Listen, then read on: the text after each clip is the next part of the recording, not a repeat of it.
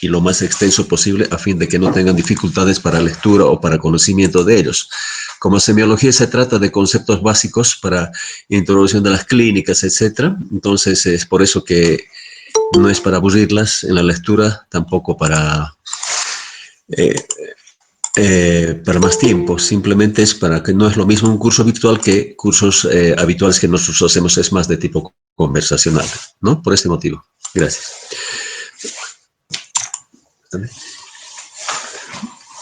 Bueno, hoy vamos a tocar lo que es la exploración física. Bueno, desde el punto de vista de su concepto, entonces, conjunto de maniobras o valoración sistemática, ¿no? Para identificar justamente los signos, los objetivos, lo que nosotros vemos en una persona, un paciente sano o que tenga enfermedad, ¿no? Para esto tomamos en cuenta 4 parámetros importantes, que es norma, que es la inspección, palpación, percusión y auscultación. Dentro de la exploración física o examen físico, nosotros requerimos ciertos instrumentos, aparte de lo que vemos, ¿no? Que es el estetoscopio, el tensiómetro, una linterna, bajalenguas y otros que son de menor importancia para semiología, pero es importante desde el punto de vista de la especialidad, ¿no? Ahí tenemos el otoscopio, oftalmoscopio y otras personas, y otros instrumentos más. El examen físico cardiovascular comprende, más que todo, siempre para comenzar, signos vitales, examen físico general, es muy importante, ¿no? Para cualquier especialidad, y el examen físico regional, que vamos a tomar en cuenta los 4 parámetros que hemos comentado. Signos vitales, conocemos los signos vitales, lo más importante es que es muy importante para nosotros, que son indicadores, como dice ahí, de vida y de salud, que es el pulso arterial, algunas veces se puede hacer pulso venoso, que vamos a tocar ahora, frecuencia respiratoria, la temperatura y la presión arterial. Bien, signos vitales todos conocemos, ya llevaron conmigo este tema, reflejan el estado fisiológico de los órganos vitales principalmente, como ser el corazón, cerebro, pulmones, riñones y otros órganos, ¿no? Que los parámetros normales son para la presión arterial entre 140 y 90, ¿no? Respiración 12 hasta 16, hasta 18 en algunas personas, dependiendo de la edad y del sexo, ¿no? Pulso 60-90 y en otras personas hasta 100 a veces es normal, ¿no? Temperatura 36.5 a 37, ¿cierto? Que estos habitualmente cambia, ya sea con la edad, el sexo, el peso, el tipo de actividad que realiza la persona y el estado de salud que tiene la persona. Pulso venoso son las variaciones de volumen en las venas superficiales. Principalmente nosotros tomamos en cuenta el pulso venoso para medir algunos parámetros volumétricos intravasculares, ¿no? Ejemplo, tomamos el pulso venoso yugular, ¿no? Que esto representa el estado de la volemia circulante en el cuerpo, principalmente en cavidades derechas del corazón, y la capacidad del ventrículo derecho y de las arterias pulmonares en su funcionamiento, ¿no? Quiere decir, problemas de cor pulmonale. Para estos casos nos sirve bastante el pulso venoso. Pulso venoso tiene ciertas manifestaciones objetivas, como llaman ondas venosas, ¿no? Tiene ciertas ondas que nosotros podemos ver por oscilometría, o sea, registrar y evaluar en función cómo están la hemodinámica cardíaca derecha. La onda A, que se refiere a contracción auricular derecha, onda C, que se refiere al pulso arterial carotídeo, onda B, llenado de la aurícula derecha, X, relajación auricular, y la Y, la llenado pasivo del ventrículo derecho. Hay que tomar en cuenta en pulso venoso ciertas características que sí, de alguna manera, objetivizamos. Vemos la frecuencia de pulso, el ritmo, si es irregular o rítmico, la amplitud, la velocidad de ascenso más que todo, y si hay dicrotismo, si hay tensión, la dureza del mismo pulso. ¿Qué es el pulso venoso yugular? Es la onda de volumen que refleja la hemodinámica, como dije, del retorno venoso al corazón, es decir, el volumen y la presión que hay en los vasos venosos o en las cavidades derechas del corazón. Incluso esto puede repercutir en vasos pulmonares, ¿no? Esto determina los cambios de presión, fíjense, cambios de presión y de volumen de las cavidades derechas en el sistema yugular. También de alguna manera nos da información sobre cómo están los vasos pulmonares. En el examen cardíaco cardiovascular vemos cómo se ve el pulso venoso yugular, ¿no? En una paciente en decúbito, una inclinación de 15 a 20 grados, ahí vemos cómo vemos el pulso venoso yugular. Las anormalidades de la presión venosa yugular vemos en algunas patologías, más típicamente cuando hay bloqueo auriculoventriculares completo, valvulopatías tricuspides principalmente, cuando hay una insuficiencia, fibrilación auricular, las pericarditis constrictivas, insuficiencias tricuspidias, problemas vasculares pulmonares principalmente, problemas respiratorias corpulmonares, por ejemplo, ¿no? De agudizadas, que sí amplían el pulso, tanto en profundidad como en la frecuencia. También hay que ver, ¿no? En la parte periférica la presencia de venas varicosas, es decir, las varices, ¿no? Donde con ciertas maniobras adecuadas podemos nosotros evidenciar el tipo de venas que tienen las personas. Ahí usamos maniobra de Trendelenburg, maniobra de Perthes, maniobra de Pratt, que ahí está la explicación, que con calma lo van a leer ustedes.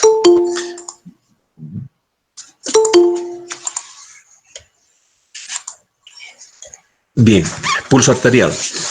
Pulso arterial es la expresión o la percusión, ¿no?, de latido que se genera por la sangre en los grandes vasos, ¿no? Lo habitual es que nosotros tomamos siempre, cuando nos acercamos al paciente, lo primero que tomamos es la mano, y al mismo de hacer la anamnesis tomamos el pulso y nos damos cuenta si el pulso es regular, irregular o sus variedades de pulso, ¿no? Si está o no está, ¿no? Hay diferentes lugares donde nosotros podemos tomar el pulso. Lo más habitual, como les dije, es la radial, algunas veces la carotidia, la temporal, la braquial algunas veces, ¿no? La poplitea, el pedio, tibial, etcétera. Son diferentes zonas donde uno puede tomar el pulso simétricamente, ambos lados, para poder, digamos, evidenciar si habría alguna anormalidad vascular tanto en ambos hemicuerpos. Pulso arterial, entonces, tomar en cuenta siempre la frecuencia, que es algo parecido a la frecuencia cardíaca, el ritmo, la tensión, la amplitud, y más que todo es la frecuencia para ver si hay arritmias o no hay arritmias, la similitud o la asimetría de ambos lados, ¿no? Y esto nos evidencia el estado. Entonces, pulso radial, carotídeos, las humerales, femorales, etc. Objetivización del pulso. Podemos encontrar pulso hipocinético,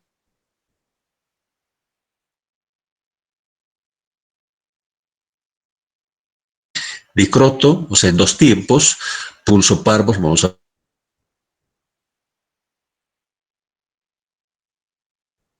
ver ahorita que es pulso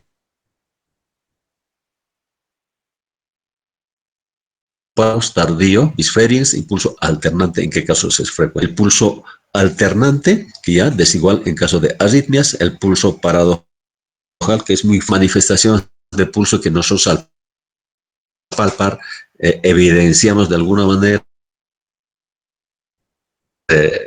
en dos tiempos, es fuerte. Tenemos ahí pulso magnus o pulso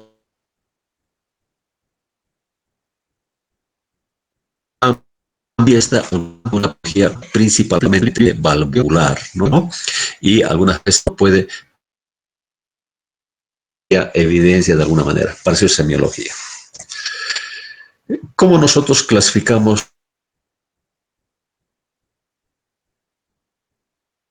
dos términos que siempre usamos en el libro también, la taquifigmia y la bradifigmia? Algunas causas sobre taquifigmia, ¿no? Los fármacos, por ejemplo, los que hacen taquicardia, los simpático-miméticos, la fiebre, el ejercicio, el hipertiroidismo por una taquicardia regular, o fibrilación de alta respuesta ventricular, y las bradifigmias, el síndrome de de conducción, bloqueos bajo, acelera y a momentos baja, ¿no? Y, y algunos trastornos, como le digo, pueden ser fisiológicos o patológicos. Presión arterial. La presión arterial es la fuerza que ejerce la sangre en grandes arterias en cada sístole ventricular que se repercute en los grandes vasos, ¿no? Siempre tomar en cuenta, ¿no?, el uso adecuado del tensiómetro y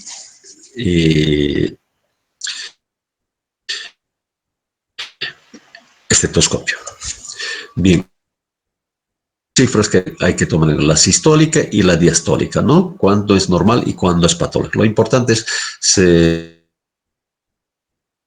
recomendaciones para tomar adecuadamente la presión arterial. Instrumento adecuado, tensiómetro y estetoscopio, paciente relajado y tranquilo, en lo posible 3 a 5 minutos antes, sentado, acostado, etc. Aplicación correcta de los síntomas del tensiómetro como estetoscopio, ¿no? Toma de la presión arterial en 3 oportunidades, en lo posible, porque una sola toma es tan fidedigna. Personal entrenado, o sea, saber tomar la presión, porque no es lo mismo uno que no sepa tomar la presión y que nos da una información un poco errónea, ¿no? O sea, hay dos de cómo podemos anotar semiológicamente la que toma en cuenta en estadios, estadio 1, estadio 2, ¿no? Esto es desde el punto de vista de las cifras que tomamos nosotros con tensiómetro, ¿no? Prehipertensión, cuando es la sistólica 120 a 140,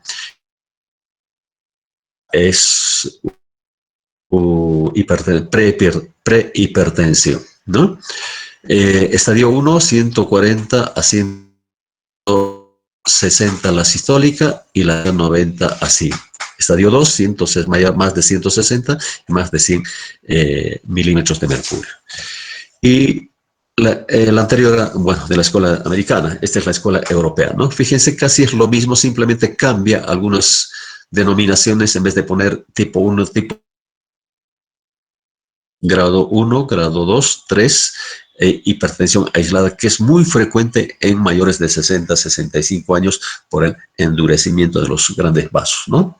Ahí están las cifras, ahí lo tienen cada uno, y cuando la hipertensión es severa, pero de aparece urgente o emergente, ¿no? En función de lesión de órganos diana. Bueno, comenzamos con la parte de inspección, percusión y auscultación. Algo vamos a ver, la parte objetiva en el corazón. Cuando nosotros vemos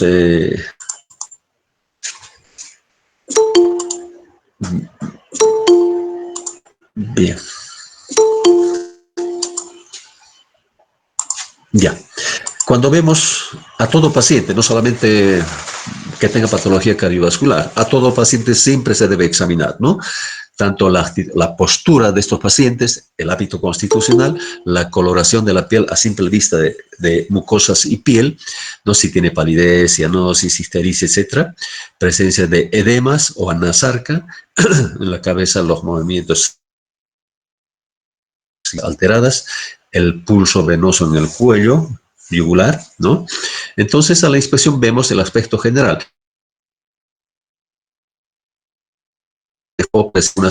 Tanto en la cara, en el cuello, en tórax, extremidades, etcétera, ¿no?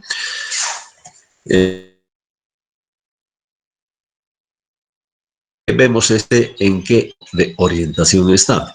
Desde 4 esferas importantes. Desde siempre datos de filiación, directa o indirecta, el lugar, el tiempo y el espacio. Es muy... Tenemos algunos datos, la edad, sexo importante, el peso y la talla siempre, y nosotros, yo creo que sacaremos el índice de masa corporal, ¿no? La circunferencia, si se puede, a ver, para sacar también si corresponde al síndrome metabólico, etcétera, ¿no? El grosor del pliegue cutáneo. Caminar. Hay que ver si el paciente está en camilla o está sentado o está... Bueno, hay diferentes formas de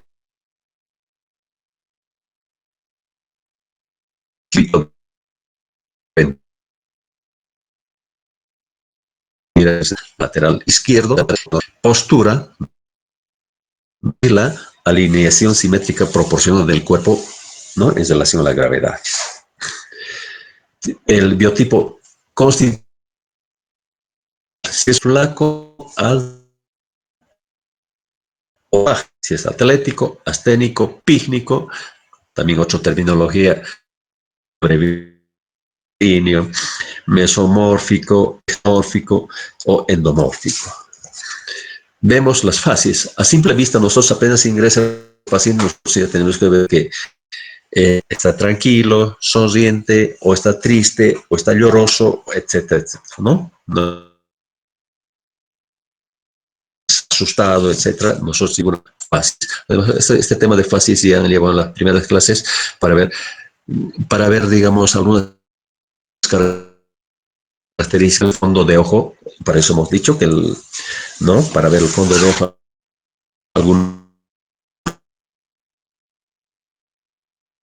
de unas patologías como ser hipertensión arterial, algunos cuadros puede manifestarse la diabetes, etcétera, etcétera, ¿no?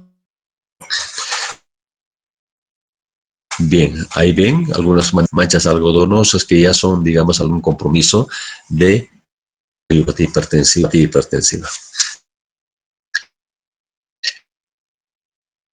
A simple vista, la hepatomegalia, la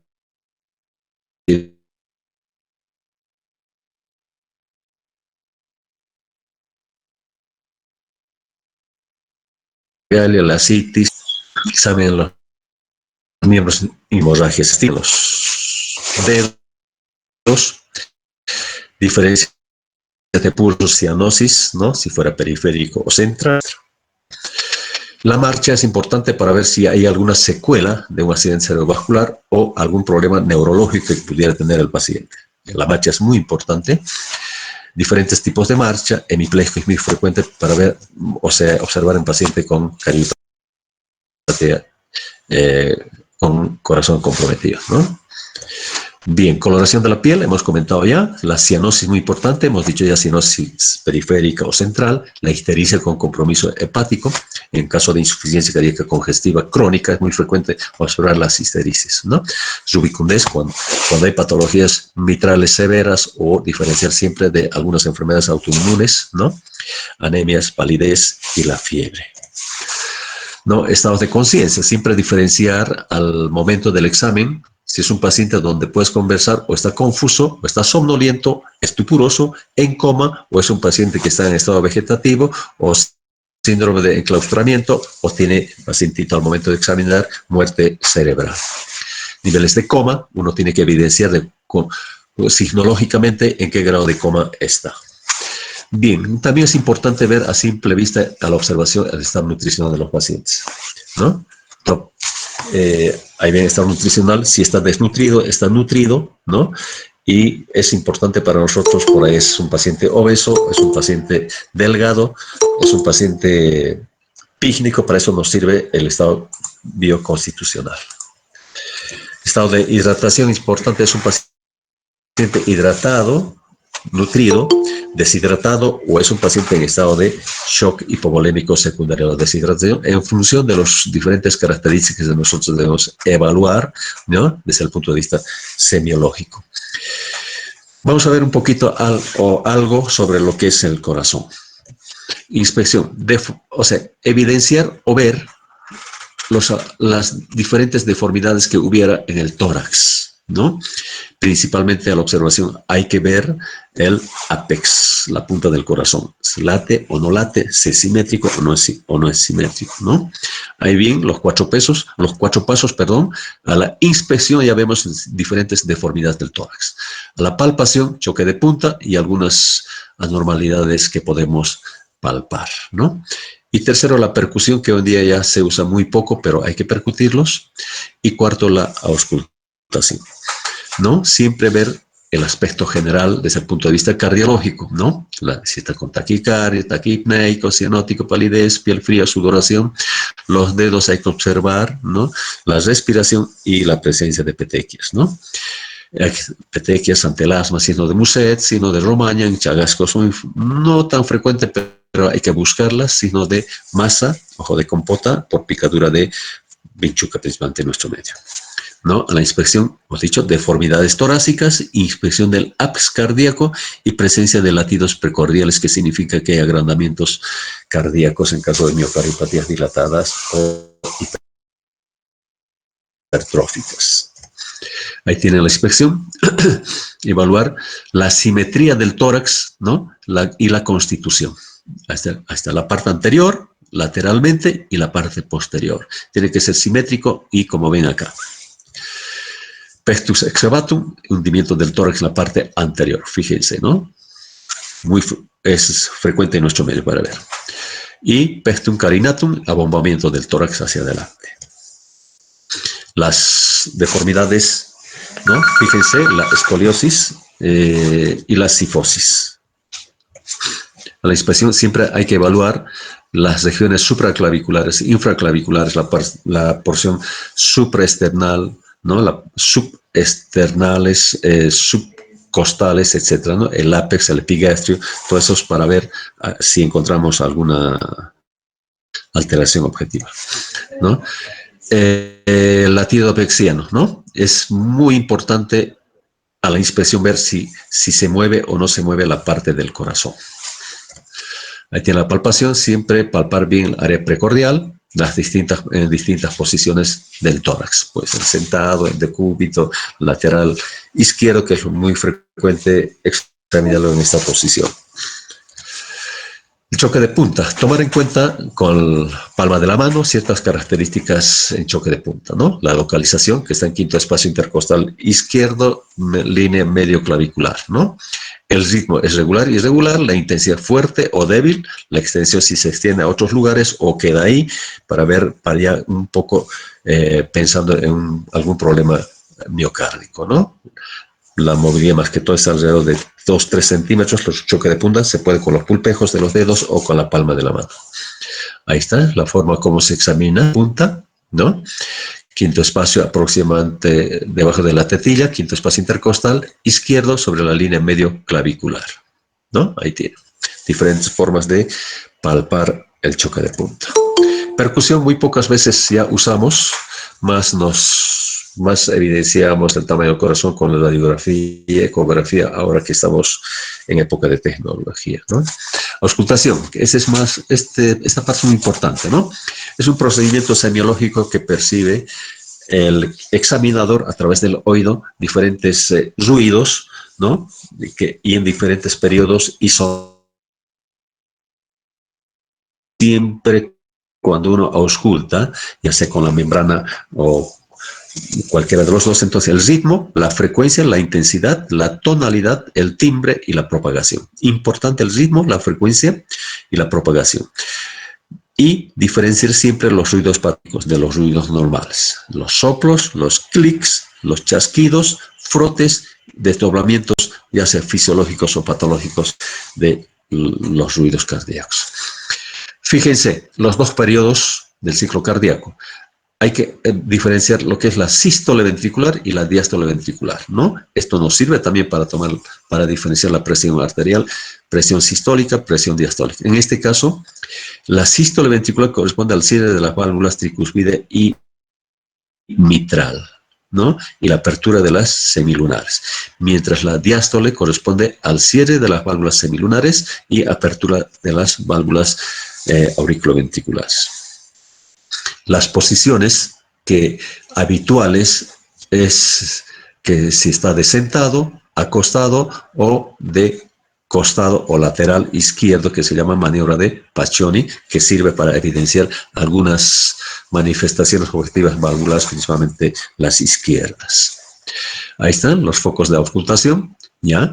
El foco aórtico, segundo espacio intercostal, al lado del esternón derecho. El foco pulmonar, segundo espacio intercostal, al lado paraesternal izquierdo. Tricuspidio, cuarto espacio, entre cuarto y quinto espacio intercostal, paraesternal izquierdo. Y el mitral, foco mitral, quinto espacio intercostal, línea medio clavicular. Ahí tienen. Fíjense, segundo espacio, paraesternal derecho, el foco aórtico, y el lado izquierdo, foco pulmonar, y el tricuspidio, acá cuarto, quinto espacio, paraesternal izquierdo, ¿no? Y el foco mitral está en el quinto espacio intercostal, línea medio clavicular. Es la zona donde uno debe auscultar mitral. Existen ciertas maniobras, esto tienen que saber, ¿no? Maniobras que mejoran la objetividad de la auscultación.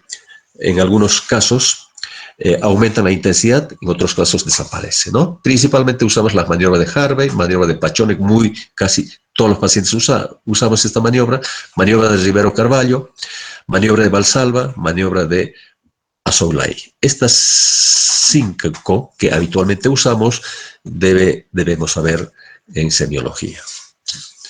Ruidos cardíacos. Se refiere más que todo a las vibraciones cardíacas producidas por las turbulencias de la corriente sanguínea, cierre, apertura de las válvulas cardíacas y algunos defectos septales o valvulares que pueden alterar la hemodinámica sanguínea. Para auscultar los ruidos cardíacos patológicos se deben tener en cuenta 2 aspectos, 2 importantes, que es focos de auscultación. O sea, el estetoscopio colocar en el foco correspondiente y el periodo del ciclo cardíaco, si está en el periodo sistólico o está en periodo diastólico, ¿no? En lo posible, la parte de la membrana sirve para sonidos de timbre alto y la campana para sonidos de timbre bajo, o sea, más focalizado.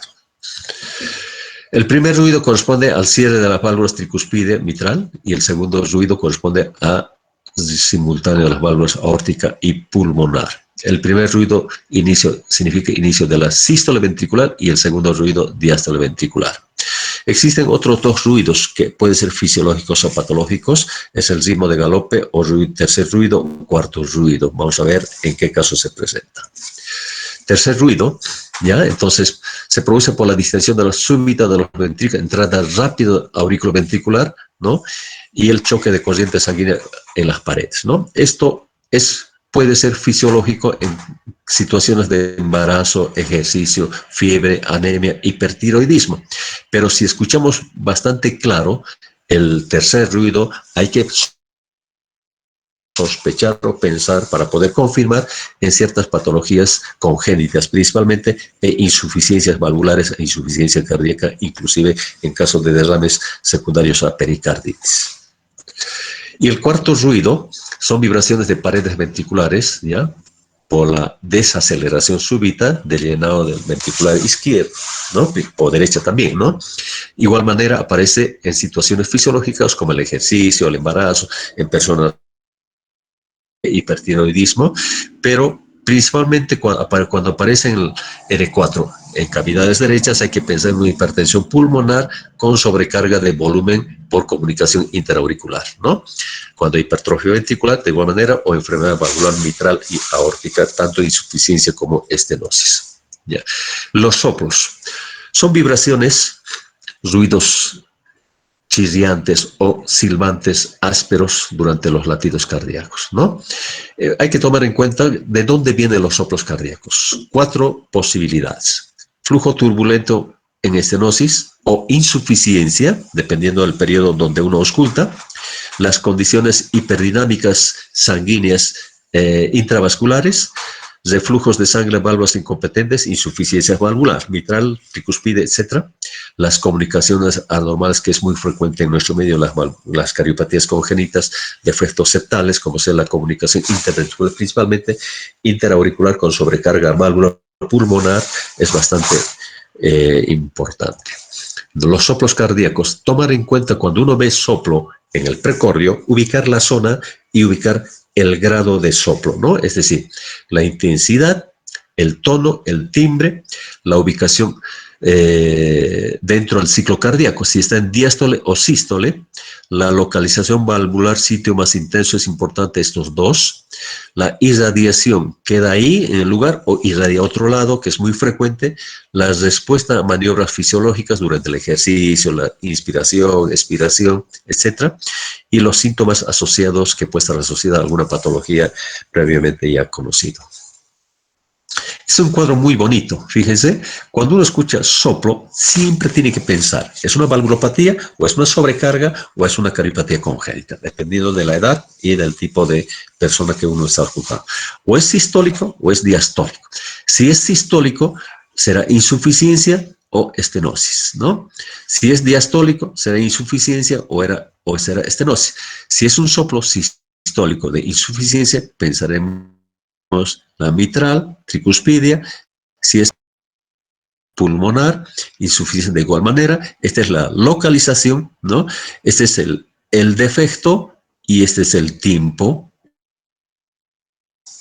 Aquí tienen la válvula mitral. Si es sistólico, será insuficiencia, ¿no? Insuficiencia mitral. Si es en diástole, será estenosis. La aorta, si hay un soplo aórtico en sístole, será estenosis. Si es un soplo aórtico en diástole, será insuficiencia. Si es un soplo en la válvula tricuspidia, si es un soplo sistólico, será insuficiencia. Si es un soplo diastólico, será estenosis, ¿no? El foco pulmonar, si es en sístole, el soplo será estenosis. Si es en diástole, insuficiencia. Fíjense, esta es la fisiopatología valvular, que seguramente van a hablar en otro capítulo. Es muy importante para diferenciar y diagnosticar semiológicamente si es una valvulopatía o enfermedad valvular o una insuficiencia o una estenosis de la válvula correspondiente. Aquí tienen otra forma de clasificarlo, los soplos sistólicos o los diastólicos en el tiempo del periodo sistólico-diastólico. Si es protosistólico al comienzo, mesosistólico, telesistólico al final, o es en todo el tiempo, o lo sistólico, ¿no? Proto, meso, tele y pan diastólico, ¿no? Igual manera en el periodo diastólico, al principio protodiastólico, mesodiastólicos, telediastólicos al final, holodiastólicos, ¿cierto? Son características más que todo de acuerdo al periodo del ciclo cardíaco. De acuerdo a su intensidad, dividimos en 4 algunas escuelas y otros en 6. Lo más práctico es que en 4 días, pero vamos a ver lo más completo posible, que es 1 al 4, ¿ya? Grado 1, soplo muy tenue, apenas se escucha. Grado 2 es un soplo que ya se escucha fácilmente. Grado 3 es un soplo intenso, pero no hay frémito. Grado 4, soplo intenso que se acompaña de frémito. Grado 5, soplo intenso con frémito y es audible apenas colocas el estetoscopio. Grado 6, incluso solamente con el oído uno ya puede escuchar el soplo. Ahí está, cómo se anota: 1 sobre 6, 1, 2 sobre 6, 3 sobre 6, 4 sobre 6, 5 sobre 6, 6 sobre 6, de acuerdo a la intensidad del soplo que uno ausculte y en el foco correspondiente. Bueno, ya para terminar, tienen toda la información, pueden leerlo y tienen bibliografía y ampliar, ¿no? Dentro de cardiología, los estudios que más se solicita y que se debe solicitar para corroborar al examen semiológico son laboratorios. Por supuesto que sí, hay laboratorios de rutina y específicas para algunos casos. Específica en caso de taquicardia, podrás pedir perfil tiroideo. En caso de que hay dolor de pecho, para descartar un síndrome coronario, tendrás que pedir un CPKMB, una troponinas. Cuando hay fallas renales, creatinina. Perfil lipídico es muy importante. Las glucemias, ¿no? Son laboratorios de rutina, y en algunos casos orientados que son específicos. El electrocardiograma o electrocardiografía es un método de estudio muy importante complementario, ¿no? Para ver las arritmias y los trastornos de conducción, las taquiarritmias, bradiarritmias, los bloqueos auriculoventriculares o trastornos de conducción intraventricular, que algunas veces el paciente está asintomático, pero el pulso anda mal y hay que sacar el electrocardiograma sí o sí.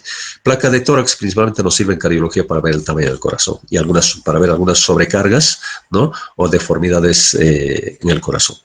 Ecocardiografía es el gold estándar en cardiología para ver la funcionalidad y la estructura cardíaca, ¿no? Principalmente miocardio, las válvulas, hipertensiones, etcétera, ¿no?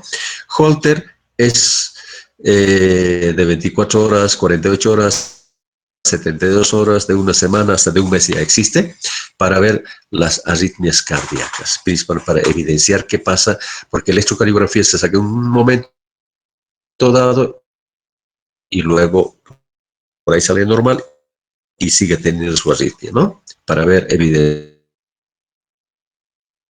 poco, pero se debe hacer, ¿no? Para ver algunas lesiones coronarianas con secuelas que para diferenciar de los vasos coronarios. Pruebas funcionales, esto sirve la prueba ergométrica o la prueba de Dobuta con inyección intravenosa de alguna sustancia en pacientes que no pueden movilizarse y hacer ejercicio, ¿no? Despierta algunas enfermedades ocultas o magnifica con sobrecarga de volumen de presión para evidenciar en diferentes estudios. Estudios invasivos, cinecoronariografía o cateterismo cardíaco principalmente sirve para ver las coronarias, para medir presiones, volúmenes intracardíacas y en los grandes vasos. Estudio electrofisiológico para ver, evidenciar algunas arritmias no detectadas, sintomáticas, o para realizar terapéuticamente la ablación o tomografía nos sirve de alguna manera, y la resonancia más ciertas dudas con algunos estudios que comentamos. Bien, bueno, con eso termino. Métodos invasivos, métodos no invasivos. En función a esto, entonces dividimos diferentes estudios. Muy bien, si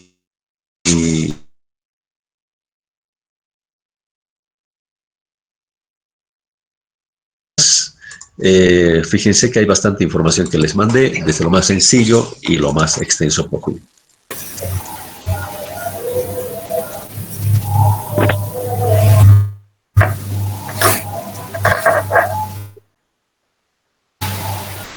¿Alguna pregunta? ¿Alguna duda?